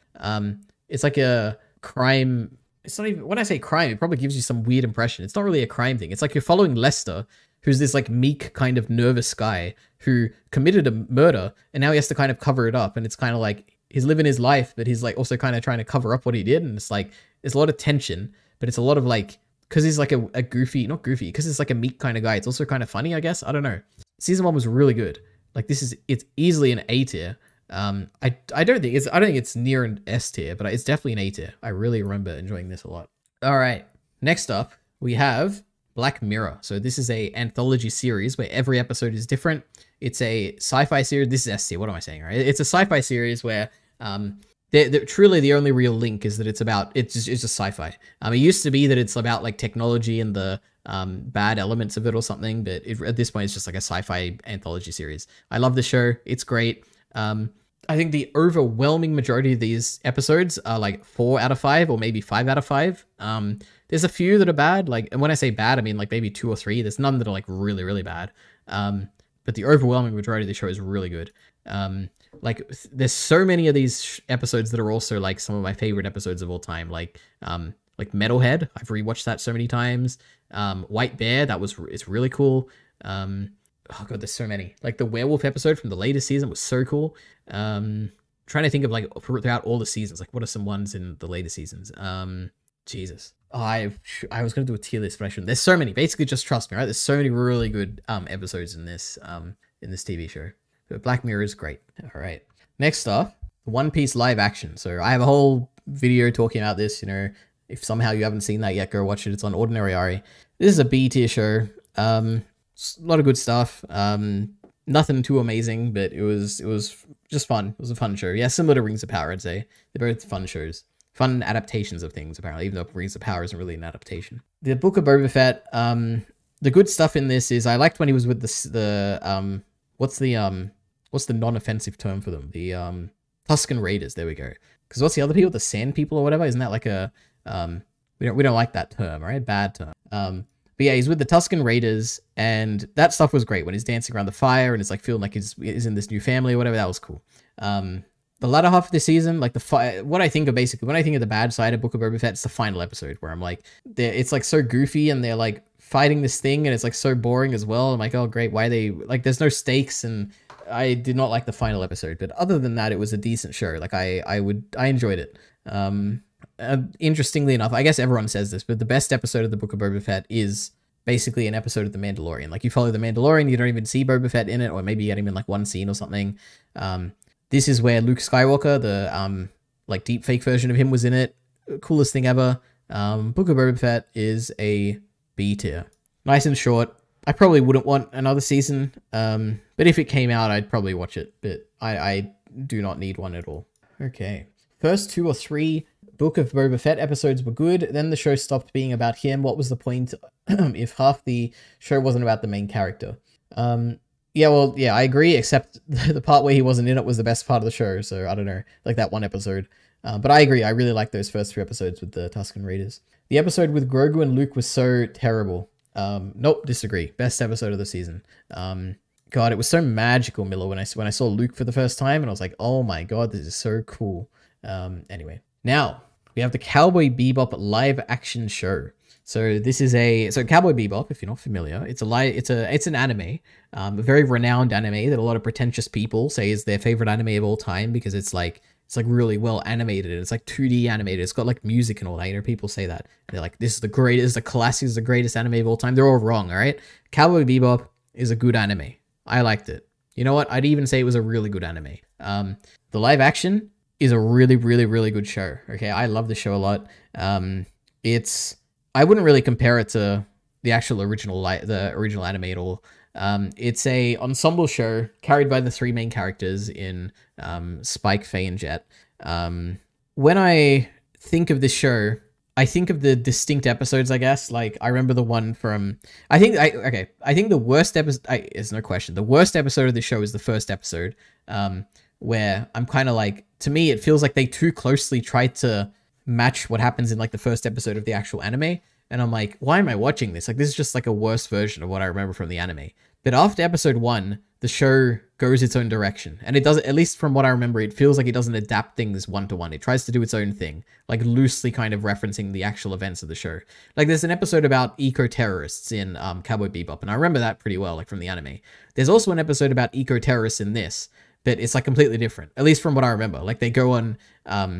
Like, I remember they basically end up on this planet, which I don't remember in the anime at all. Maybe it is like that and I'm just not remembering, but yeah, it was really cool. I guess I just kind of appreciate the show for what it is rather than being like an adaptation or something. I think it holds up on its own, basically. Yeah, and I cried at a few points, right? So it got to me emotionally is what I would say. But yeah, I guess the thing is that it feels like it has its own identity, and it feels like it has a vibe and an identity that I really like. Yeah. So this is a A-tier show, definitely. Yeah, I wish it got a season 2 as well, but you know, it got cancelled, and ever since it got cancelled, I have truly hated anyone who hates live action shows because it's because of them that it got cancelled. So I don't like him anyway. I guess I should also say that I should rewatch this live action thing. Like, this is another candidate with Breaking Bad and Jessica Jones or whatever, where I'm like, I want to see, like, is it really as good as I remember, or was it not really? Like, has it just become more have I regarded it higher with time? So time and distance, you know, we'll see. Anime 7 out of 10, live action 1 out of 10. That is, I guess I didn't mention, but that is the general sentiment. Well, not really. The general sentiment is anime 10 out of 10, live action 1 out of 10. But yeah, anyway. Every episode adapts an anime episode. Like, who wants to see the Pierre Le Fou fight with the without the cool animation. I do. I want to see it, Miller. It was really cool. And I also think the Pierre LeFou episode is the best episode of the anime. So I also like the adaptation. Blackmail. Yeah, true. I remember Cichlid brought this up a while ago and I didn't remember it, and then I watched the scene. This is the scene he's referencing. Sounds to me like blackmail. You're damn right it is, Jet. You are male. So yeah, I don't know if like Cichlid likes this or not. To me, this is like the show's identity. It's goofy. It's like Jet is a comedic character a lot of the time. So to have a scene like this where it's like obviously it's a bad joke or whatever, I think that it fits the tone. It fits. Like I know exactly how Jet is like gonna react to this. You know, it's great. Scenes like this are what make the show so good. But anyway, I don't know. Maybe I don't know if Cichlid's being ironic about this or if he actually likes it. I don't know, but I thought it was really good. Blackmail, yes, Cichlid. You think there is more charisma in the prequels than the original trilogy? You're insane. Absolutely, yeah.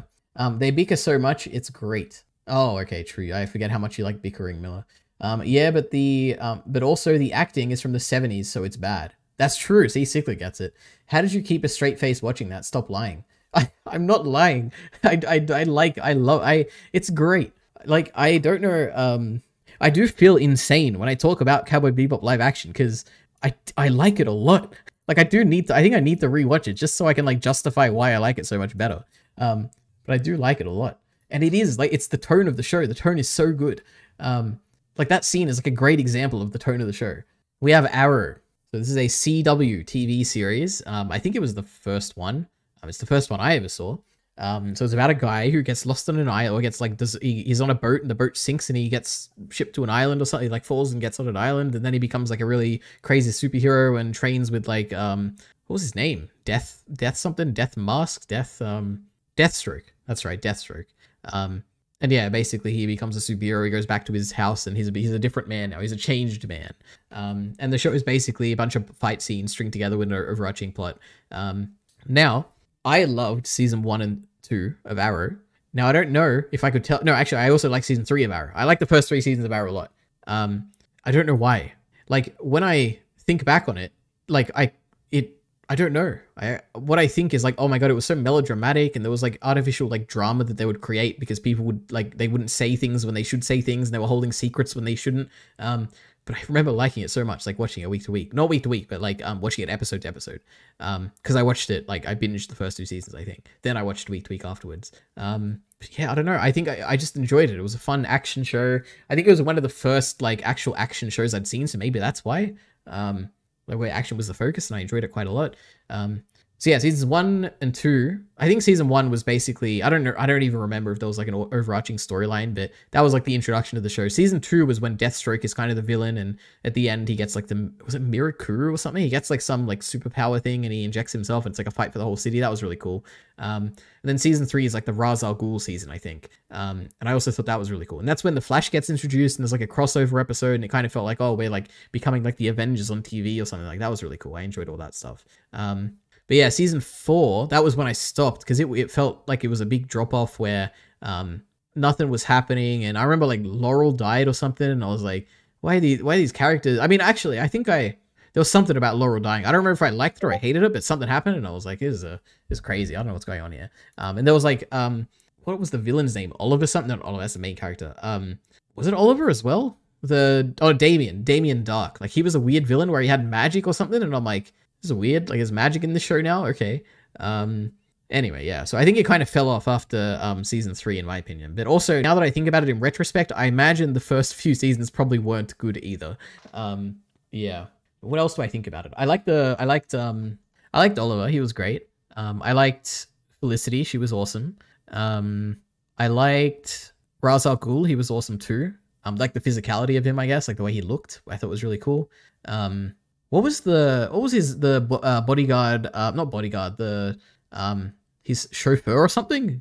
The black guy. What was his name? He had like a weird name, I think. I think he became like the Green Lantern or something in the end. I don't know. Whatever his name was, it was strange. I was like, this is a weird name. Anyway, he was great. What else was there? Oh my God. Wow, what's her name? Ra's al Ghul's daughter. She's just the most beautiful person I've seen in my life. My God. Anyway, whatever. She was great. When I think of her also, what's her name? Now I have to find the name. Ra's al Ghul daughter Arrow. Nissa. What's the actor's name? Katrina Law. Anyway, she's too old for it now, obviously, but back when I saw her in Arrow, I was like, oh my god, she could play a great Azula. Like in a live action. She's too old for it, obviously, because Azula's meant to be younger. But I feel like I see an Azula kind of presence here, you know? Yeah, I don't know what it is about it, but kind of like the face shape or something. That's what I always thought when I saw her. I'm like, oh my god, if they ever do a live action thing, they should cast her as Azula. But anyway, that's the one thing I thought about. Alright, anyway. Arrow, so let me think. Overall, it's either B or C. It's probably C. Like, I enjoyed watching it, but even now, like, just thinking about it, how melodramatic it was and everything, it's not the best. But who knows? Maybe if I rewatch it, it will hold up, and I will put it in B tier, but for now, it's in C tier. Alright. What was I up to? I remember not being able to get past the first 15... Oh, yeah. How can you hate What If comedy and not like this comedy? Oh, and like this comedy. It's the same brand of comedy. You're wrong, but I'll have to come with examples next time to prove you're wrong, right? Arrow season 5 is so good, man. I don't even remember season... because I have seen a few of it afterwards, like in Blind Wave reaction videos, but I don't know. I could not keep track of what was happening through reaction videos. Arrow quality goes up and down so much, it's insane. Wait, was season 5 actually good, or are you memeing? It was terrible. I don't know. I thought Arrow was British because it aired on TV. Oh, okay. That's pretty funny. You'd really like BBC Atlantis, Ari. I don't know about that. I think the BBC probably produces like the 3 BBC things I've seen, which is like Doctor Who, Sherlock, and Broadchuch are like the 3 really good things. So, I mean, is Broadchuch BBC? Maybe it's not BBC. I don't know, but they're all great. There isn't an ongoing plot, right? Like a Buffy the Vampire Slayer format where every episode is Monster of the Week, but in the end, everything leads to the last episode with a big bad guy. For Arrow, yeah, that's definitely the thing. Every season has like an overarching plot, which I think is probably the best part of every season, right? But yeah, you kind of have to struggle through a bunch of like a lot of melodrama and lies and keeping secrets and all that to get to it. Yeah, that's every CW show. John Diggle, that's right, Diggle. I guess that's his last name, so fair enough. I thought that was his first name for some reason, but yeah. Going from Vandal Savage to Reverse Flash, Damien Dark, and Malcolm Merlyn teaming up. Oh my god. Miller, for like the last 5 years, Malcolm Merlyn had not crossed my mind. I cannot believe how did I not mention him when I talked about Arrow? You have no idea what you just did to me mentally. I had not thought of Malcolm Merlyn, Captain Jack Harkness. My god. That is like that's why I liked season 1 so much. I can't believe it. I was thinking when I'm talking about Arrow, I'm like, what did I like about season 1 so much? It's absolutely Malcolm Merlyn. He was so great. You know, he gets bumped up a tier just for that. B tier for Arrow. God, he's so great. The dad of his friend and secretly a really good archer. And oh, that's so cool. John Barrowman is just like the greatest. When anything is in is great. You know, we're getting to Torchwood at some point. Did I not include Torchwood on here? I'll put Torchwood in here, right? Mentally, right? Yeah, anyway, it's great. What was I talking about? I had Legends of Tomorrow. Sorry, and I was reading your message as well. Yeah, they're all teaming up. That would be cool. My god, Malcolm Merlyn. What a guy. What a guy. Anyway, next up, Ms. Marvel. Okay. I love Ms. Marvel. It's a story about, like, family. You know, you got all the different family characters. I love Ms. Marvel as a character. She's just basically a teenage girl who doesn't have confidence in herself and all that. So whenever I see stories like that, you know, I always love it. You know, we got Powder in Arcane. We got Ms. Marvel in Ms. Marvel. Or it's not even that she doesn't have confidence. It's kind of like she's just like an average teenager who like she's not like popular. She's not like really good at anything. I like her a lot. What can I even say? The style of the show is awesome. Like, how do I even describe the style? Like, when I think of the style of Ms. Marvel, I think of a scene where she was dancing throughout her house, and it was really good. So I don't know how to, I don't know how to say that in better words than that. I don't know. She's dancing in the house, and it was cool. So that's the vibe of Ms. Marvel.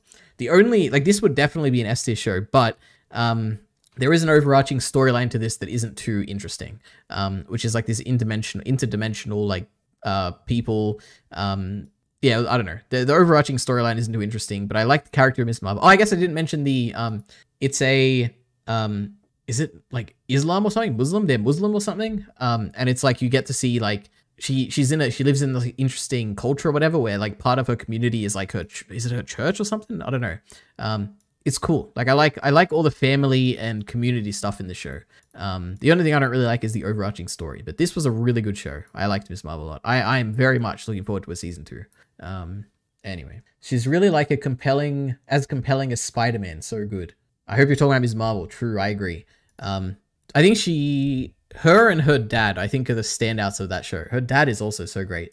Like, I think one of the best scenes in the show is like when those two are like sitting, are they outside her like bedroom or something, like on the rooftop or like a balcony or something, and she's like, oh, what does he say? He's like, "You are my little Ms. Marvel" or something. And it's like the way he delivers it is so sincere, and it's touching. You know, I like that a lot. That was great. Everything is great except the plot. Kind of, yeah, I would kind of agree with that. So convoluted. She has powers because of the bracelet, and she's a clandestine, and she's a mutant. Make up your mind. True, that is true. And the bracelet does time travel too. EX was cool. And again, I don't know why they do this, but again, we get the MCU formula where the second last episode is a special one, or maybe it's like the third last or something. I don't know, but she goes back in time, and we get to see the partition. I guess this show is also educational because I'd never heard of the partition until now, so that was kind of cool. Yeah. Anyway, that's Miss Marvel, A-tier show. It's probably the best. It's up there with Loki season 1 as the best Marvel TV show, definitely. All right. Next up, we have True Detective season 1. So when this came out, whenever the hell this was, like 2013 or 14 or something, this was like regarded as like, oh, the most prestigious and the best show of all time, basically. I remember watching it. I think it was a bit too, I think I needed to pay more attention to this. Back then, my standard of a good show were things like Arrow and like action and mystery and stuff like that. I get True Detective is a mystery show, but it's a very mature mystery show. Like, it feels like it's slow paced. It focuses on like character monologues and yeah, it's a very different show to what I liked. I feel like if I were to watch this again, this might be like one of my favorite shows, like based on what I like now versus what I like back then. But in fairness, I've only seen season 1. I started watching season 2, but it didn't hook me, I guess. I watched like 2 episodes of it. The best thing about season 2 was the opening. The opening was so cool, like the song, but I think it's like an existing song that I don't think they made it for the show or anything. But yeah, my thoughts on the show, I think it's A-tier show. Potentially it could be S-tier if I remember it like better by rewatching it. But yeah, I remember the mystery was at least somewhat interesting. I did like the 2 characters. Like, I think one of them was called like Cole or something. Like, they had a cool relationship dynamic thing. I remember there was this really cool episode where they're basically, it's like a one shot for like 10 minutes or 15 minutes or something. It felt like a really long time where they're tracking someone as they're trying to hide from people. That was really cool. But yeah, I'm interested to watch this again now that I'm older and care about different things in stories, I guess. All right, now we have our next D-tier show, Falcon and the Winter Soldier. This was boring. I don't think it has a single redeeming thing about it. I didn't like it from beginning to end. There was nothing good about it. I don't think I didn't watch the final episode. I actually, in fairness, I watched like the first like 2 minutes and something like terrible happened. And I'm like, this is terrible. I can't watch this. Boring, lame. Don't like the characters. Don't like the story. Don't like anything. Bad show. All right. Falcon and the Winter Soldier is great, says Miller. Oh my God. Okay. What do you like about it? The characters? What's your favorite element of the show? John Walker is so good, man. No, I disagree. He was very boring. I don't know what to say. Boring. That's just my answer. But I can understand if you like the John Walker stuff, then you would like this. Oh, everything is great except the villain. I wonder who ended up being the villain in the end. Wasn't John Walker the villain? What are you saying, Miller? I thought he was the villain. I guess there's the girl, right? The girl from Solo, right? Star Wars, a Solo story, or whatever they called it. Yeah. Isaiah Bradley stuff too. I don't even remember. I don't know who that is. The girl is the villain, true. Anyway, I guess the highlight of the show was when he killed that person or whatever with the shield. I don't remember what it was exactly, but I was like, oh, this is mildly interesting. Okay. Next up, we have Dark. So this is a time travel show. Probably the best representation of time travel I've seen to date. And probably will ever see. I don't think a show will ever put this much effort into portraying time travel as Dark has. It's great. It's a mystery show. Does time travel well. I cried at the end. Like, they had some really emotional stuff right at the end. Dark, I can't spoil what happens because the greatest thing Dark does is right at the end. It is the resolution to the mystery of Dark is the best thing Dark does. At one point I had like a script I wanted to write about it, but I don't know if I'll ever make that video. But how can I say this in a non-spoiling way? Let's think. It's kind of like this isn't really a spoiler. It's the power of love, all right? In the best way possible. I think it's really cool. Anyway, Dark is fantastic. It's definitely an A-tier show. I really like Dark. But goddamn, Firstly, it's in German, all right? So you got to watch subtitles, and it's also incredibly complicated. So I was writing notes. I literally wrote notes when I was and when I say write, I don't mean like the typical notes I write when I'm watching shows to be like, oh, I like this and I didn't like this. It was like notes of keeping track of literal details in the plot, so I could follow on what was going. Like I had my iPad in front of me and I was like writing it down, like I was a Blind Wave crew member or something. It was crazy. I'm impressed the Blind Wave like actually reacted to it and kept up with the details somehow. It was impressive. Yeah, it's insane. There's so many names and family names. It's all in German, so you gotta like pay attention to the subtitles and also like keep track of things. It's crazy. Yeah, if you like mystery and time travel, I mean, if you like time travel, like there's no question. Like watch Dark. How have you not seen Dark already? If you like mystery, Dark is also a pretty good mystery show. So yeah. Anyway, next up, Black Sails, S tier, one of my favorite shows I have ever seen. It has the greatest monologues of anything I've ever seen. It has Captain Flint, which is one of the greatest characters I've ever seen. It has one of my favorite dynamics in Flint and Silver that I've ever seen. What else can I say? It gets better and better and better. It has, the visual effects are also impressive. Like the ships look so good. Blackbeard is one of my favorite characters. The scene, which if you've seen the show, the Blackbeard scene is one of the most enthralling and evocative scenes I have seen in my life. There's so much. The ambiguity in the final episode. Black Sails is one of the greatest things that I've ever seen. Everyone should watch this. I don't like pirates, all right? In general, I don't like pirates. For the longest time, I didn't watch this because I was like, I don't want to watch pirates. Like, who cares? It's like pirates and Western stuff. Like, those are the two things I hate in stories. Don't not watch this because it has pirates and sounds lame. It is a fantastic piece of storytelling.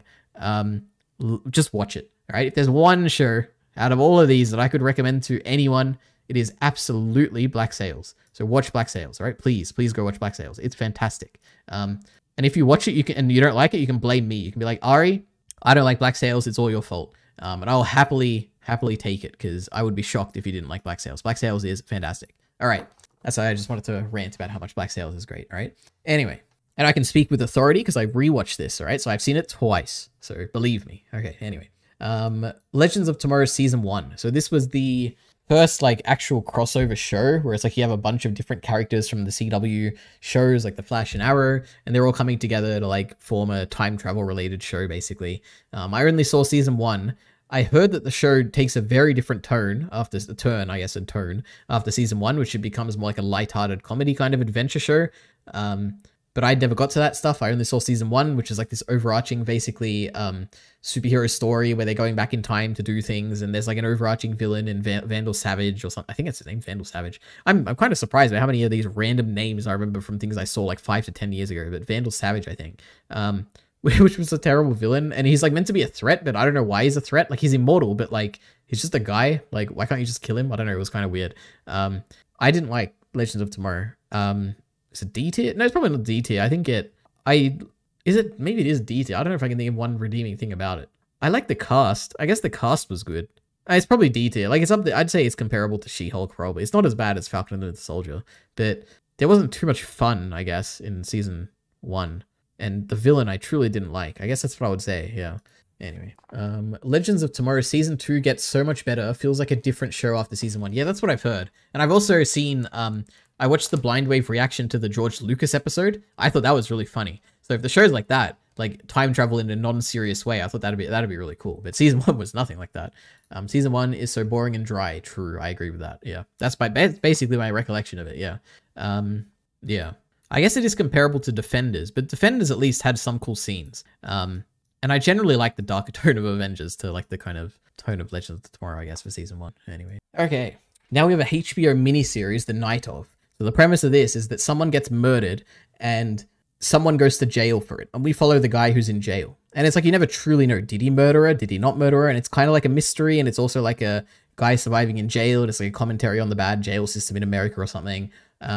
This was engaging. I'll put it in A tier as well. It's a HBO show, so like generally HBO shows are like, I don't think I've ever seen a bad HBO show. The only thing that would be closest would be like maybe Westworld, like some of the stuff in Season 2, but also that wasn't very bad. Like it was like I put it in B tier. So yeah. Oh my God, where did I put it? I put it in A. Yeah. What was it? The Night Of. That's right. Yeah, it's like I guess you can probably tell by how many times I've said this, but I like mystery things. It was a good mystery thing. And yeah, probably the only prison, or one of the only prison stories I've seen. I thought it was done very well. Kind of felt stressful to see him in there. I'm like, oh my god, this poor guy is in jail and he gets like transformed by the experience. So I don't know, it was cool. Anyway, I guess before I forget, since I don't have it here, Torchwood is also a show. It stars, it stars John Barrowman as the lead, as Jack Harkness.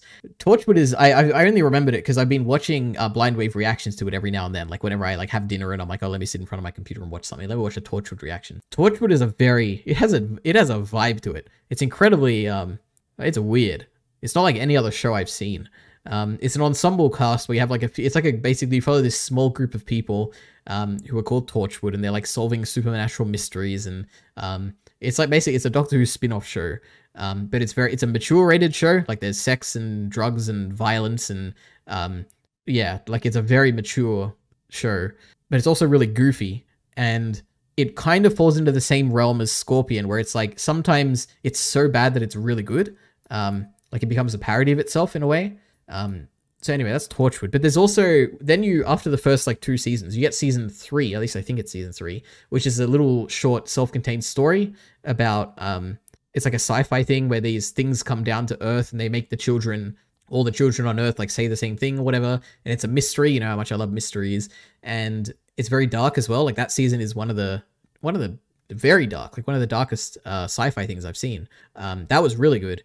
Then the last season, I think they changed to like an American production or something, or rather than like the BBC or something. I don't know why. But then that season is like about a whole other like self-contained story arc about how like the premise of the show is that Jack Harkness, the main character, well, I guess Gwen is the main character.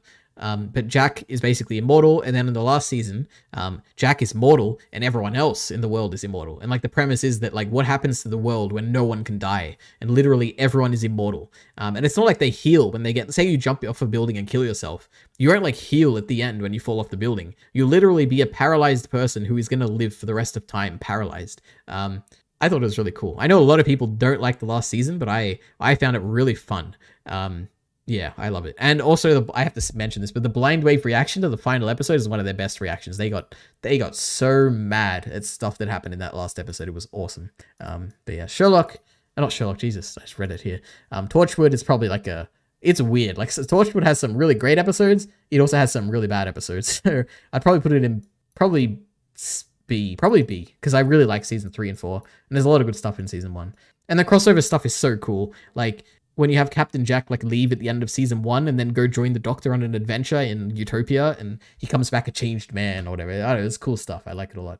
Anyway. All right. Next up we have Andor.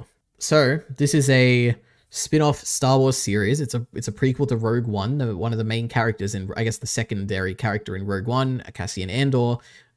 We follow his journey as it leads to the events of Andor eventually, probably at the end of season 2. This is a really good show. It's almost universally loved. I don't think I've ever seen anyone say that this show isn't good, or like even say that this is probably the best Star Wars that has ever come out, like TV show wise. It's, what can I say? It has like 3 or 4 mini arcs in the season. The prison story is probably my favorite. That stuff was really good. Like I've rewatched that scene at the end like a few times where they're like, one way out, and they're cheering, and even the reveal at the end of that episode where it's like, I can't swim. It's like so crushing, and like, God, like it's unbelievable how that show got to be so good. Like by all rights, like just some random character from a prequel of a movie of Star Wars is somehow like one of the best things Star Wars has ever done. It's crazy. And if you somehow are watching this video or like stream, I guess, and you're like, you know what, I want to watch what Ari recommends, then I absolutely recommend Andor. You don't have to know anything about Star Wars. Go watch it. It's an independent thing. It stands on its own or whatever. It's great. It's again A tier. I didn't mention the end. I guess the only weak thing is like the beginning of the season. Like it was okay. It was all building up to the eye or whatever, like when they're spinning around the planet with the stars or whatever. The build up to it was a little bit like I wasn't too interested, but it built up to something really great. Yeah, and the stuff at the end as well with his mum, like quote unquote. I cried at that as well, so it got to me emotionally. Anyway, Star Wars 3 doesn't love Andor. Oh, that's crazy. My God. Did you know that the rebel lesbian girl? Who's the rebel lesbian girl in Andor is the new Doctor Who companion in a season from now. The Rebel lesbian. I don't even remember the Rebel lesbian girl, but all right. And I also don't know how do you know who the next companion's going to be? We already got it. We just got a new companion, Miller. Oh my God. Cinta Andor. Oh yeah, I remember her. She was like a spy or something. Yeah. Oh yeah, I guess they were in love, weren't they, or something? Yeah, it's coming back to me. I remember this. All right, cool. If she's in Doctor Who, that's great, all right? Good for her, good for us. Next up, Stranger Things. So this is you've heard of this. I don't know why I need to give an introduction. All right, season 1 was pretty good. I enjoyed it. I watched it all in one day, basically. It was like a nice binge thing. Season 2, also pretty good. I know a lot of people have an issue with it. They don't like the 11th sister or whatever. I thought it was good. Season 3, I don't even remember season 3. Anyone in the chat remember what happens in season 3? Oh, I do remember. It was the Billy storyline with Max and stuff. That was also pretty good. I like that. Good stuff. Or was that season 2? No, it couldn't be. I think it has to be season 3. Anyway, what I'm getting to is season 4 of Stranger Things is the best season of Stranger Things. Vecna is amazing. I like the actor. He had some speech he gave about like to Elle about time or something. It was really good, whatever that was. I've watched that a million times. I think, yeah, season 4 of Stranger Things makes Stranger Things great. I think season 4 is an S tier. The rest of the show is like A to B, depending on like what episode is happening, I guess. So I think I'll put it in A tier. I'm incredibly excited for the final season of Stranger Things whenever it happens, like 2026 or something. Yeah, I like it a lot. Hopefully, I read that already. Stranger Things is so boring. True, I forgot Miller hates Stranger Things. I love characters who hate each other. Same, yeah, true. And break up after they get together. True, I love storylines like that. It's great. That's why I like the Arrowverse so much. I wonder if the new character for this season will die this time. Do you think there'll be a new character this season, Miller? Actually, it's the same season. It's going to be season 4, part 3, Miller. All right. Anyway, Watchmen. So Watchmen is I think it's another HBO show. So based on a comic books of Watchmen, which I've seen the movie as well, and now I've seen the TV show. I think I watched the TV show before the movie, to be honest, I think.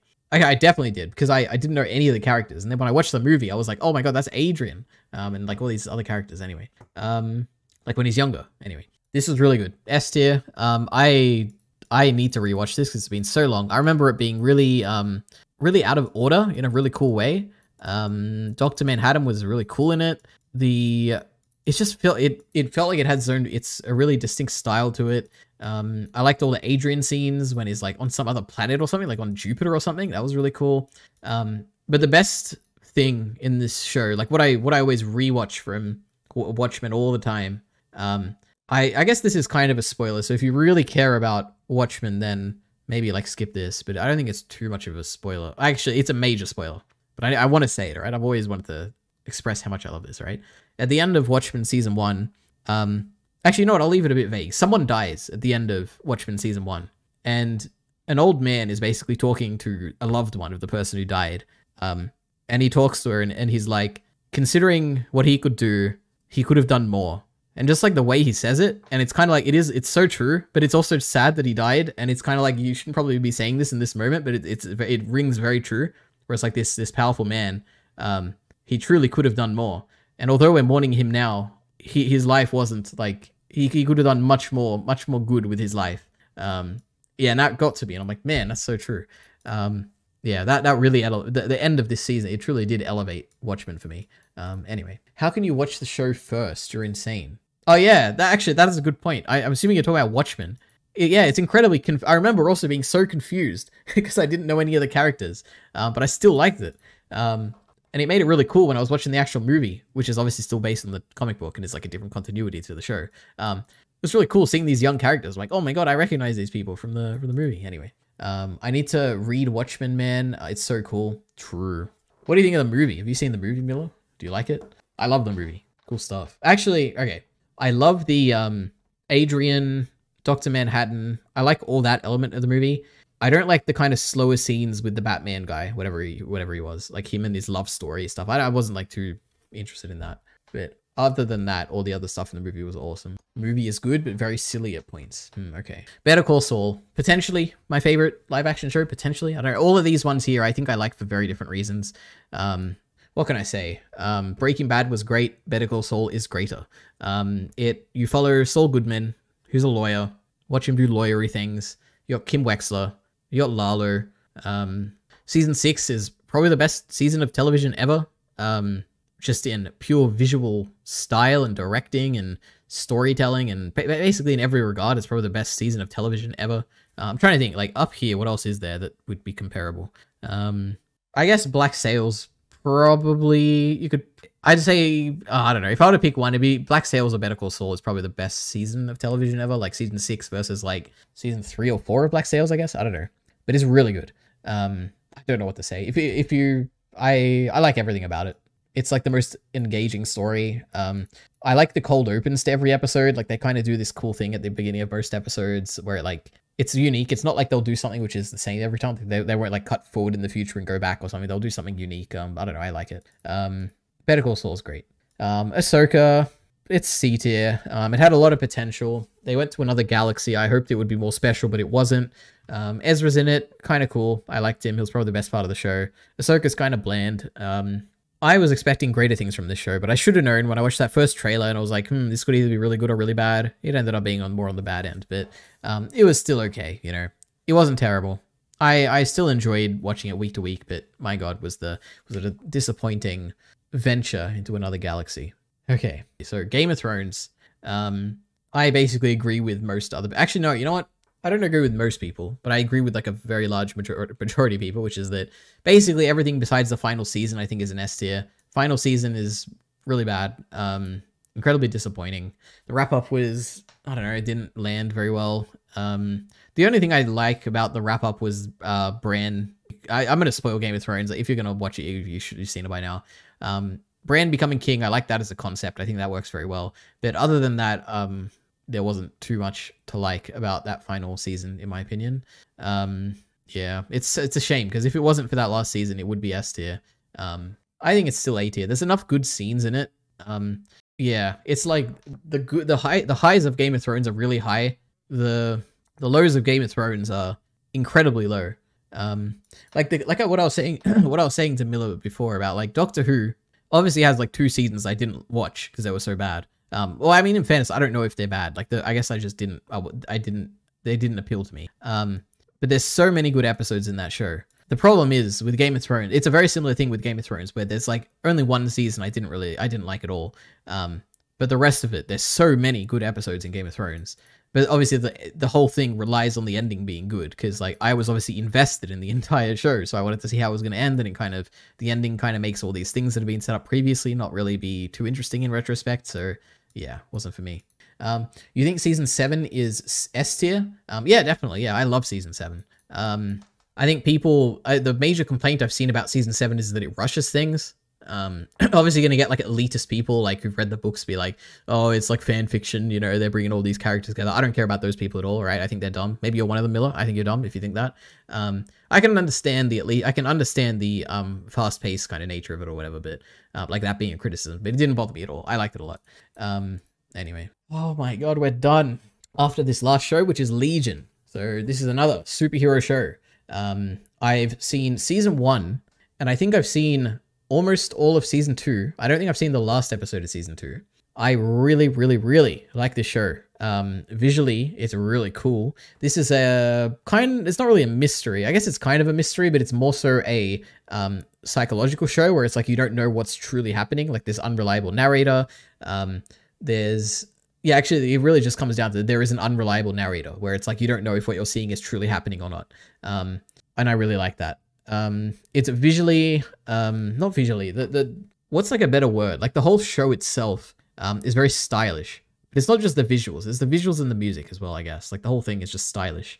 Like what I think about is there's a whole scene where they're in a mental asylum, but they're not really there. They're like symbolically there, like in like a mind palace kind of way they're there. And this guy, in order to save them, he's creating psychic music and he's like doing these things and creating notes that are like floating in the sky. And it's kind of like, that's what I think of when I think of Legion. Like this interesting visuals to convey like some non-literal plot thing, you know? Like they're in a psychic place. We're going to show that by having these people be in a mental asylum, and we're going to like get them out of there by using music notes or something, you know? It's cool stuff like that.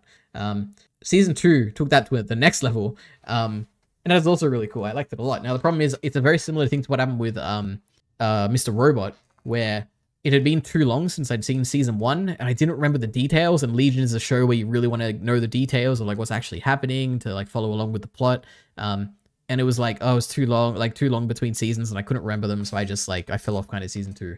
But this is definitely a show I intend to finish at some point. And I will, I guess, start from season 1 again. But God, there's so many good scenes in this. Like the music scene I talked about, the scene where David is like escaping, but it's like it's not him. It's like what did they call the King Farouk or whatever? Like the actual king is like escaping the prison or whatever, not prison, wherever he was held, and he's like snapping people out of existence and stuff. Like that was so cool. There's the scene where the demon, the King Farouk or whatever, is taken over David in his mind like area or whatever, where the girl is there with him, and he's singing the Rainbow Connection. But he's like singing it creepily because David is actually stuck inside the body and he actually can't control it. And it's like him singing this innocent song, but also like really creepily, like looking at pointing to the bathroom because there's like a demonic creature in there. And it's like, yeah, there's a lot of really, really cool scenes. Like especially even say season 2, episode 1 or whatever, the dance scene where it's like these 3 psychic people are battling psychically. And if you want to represent that visually on screen, you show them like having a dance competition. Yeah, it's so cool. And even like in that scene, you got the, David's being powered up by like the electronic like psychic technology. So when he plugs in like the certain bit of that technology, David like gets really powerful in the dance scene, and like all the wind is blowing, and it's like it's a really cool visual way of showing psychic abilities. So I guess that's really what I like about Legion. Legions are really good. I definitely want to go back and watch this. This is an A-tier show. So yeah, that's it. We did it, everyone. The list of TV shows that are non-animated, not a kid show.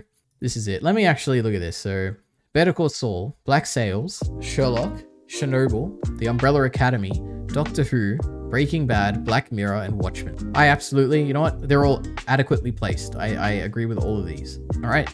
I guess that's it for the stream. Anything else I should be doing? I don't know.